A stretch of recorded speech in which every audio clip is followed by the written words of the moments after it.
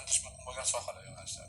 Jumladan e'tibor beradigan bo'lsak, o'sha Samarqandda Afrosiyob yodgorligi, Qashqadaryoda Yerqo'g'on yodgorliklari. Mana bu shahar xarobalari.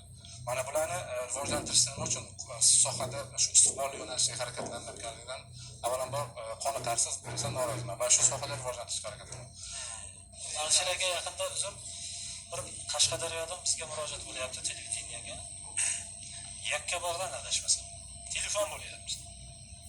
Yakkabog'da shunday joy bor deydi. Adashmasam Kunchittepami degan yodgorligi bor ekan. Bu deydi madaniy meros obyektlar ro'yxatida turibdi deydi. Biz aniqlasak, viloyat o'sha boshqarmasidan bu ham turibdi deydi. Ularda bor, bizda qayd etilgan haqiqatan shunday tepalik bor deydi. Uni qaysidir bir tadbirkor yo boshqa o'sha mahalladan bu tepalikni tekislab to'prog'ini pul sotayotgan holatini aytib va kerakli joyga murojaat qilyapti, lekin shu murojaat baribir o'z yechimini topmay o'sha tarixiy ob'ekt bo'lishiga qaramasdan o'sha bilgan odamlar bilgancha o'zining ishini tadbirkorligini qilaydigan holatlarga ham biz guvoh bo'ldikda. Bunday holatlar albatta uchrab turadi, buni yo'q deb aytmaymiz. Vaqay muomala bizada kundalik ish jarayonimizda juda ham ko'p uchraydi.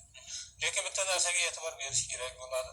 Men oldin Yakkabog' to'g'risida gapirishdan oldin mana Dilmurod hamda Humoyinning gapini bir davom ettirmoqchiman. Hozir mana qovunchi madaniyatiga oid bo'lgan ko'zani ko'rsatyapti. Haqiqatan bu qadimiy madaniyatga ega bo'lgan Toshkent vohasida juda ko'p uchraydigan holat. Biz o'zimizda mana shu yilning o'zida 8 ta joyda mana shunaqa ko'zalar, bir to'da o'sha qadimgi qovunchi madaniyatiga oid bo'lgan qabrlardan chiqqan ko'zalarni Angren muzeyiga, Yangi yo'l boshqa muzeylarga olib borib topshirdik.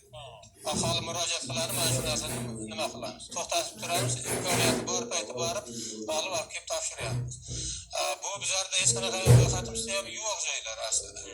O'shanday bo'lsa-da, biz mana shunaqa tarixiy ashyolarni saqlab qolishga harakat qilib, o'sha yerdan borib muzeylarga topshiryapmiz. Sababi bizlarning arxeologiya ashyolarimiz ham moddiy, madaniy merosimiz hisoblanadi.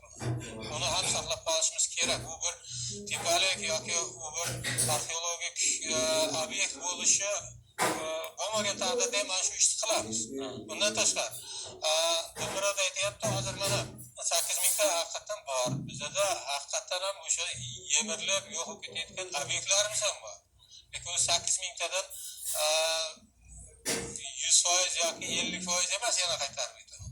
Bu kamroq foizni tashkil etadi. O'shaning uchun men qoniqarli holatda deyapman. Yana bitta narsaga haqiqatan fuqarolar tomonidan ham, hattoki davlat organlari tomonidan ham bilib-bilmasdan zarar yetkazish holatlari bo'ladi. Masalan, hokimiyat tomonidan yer berib yuborilish holatlari.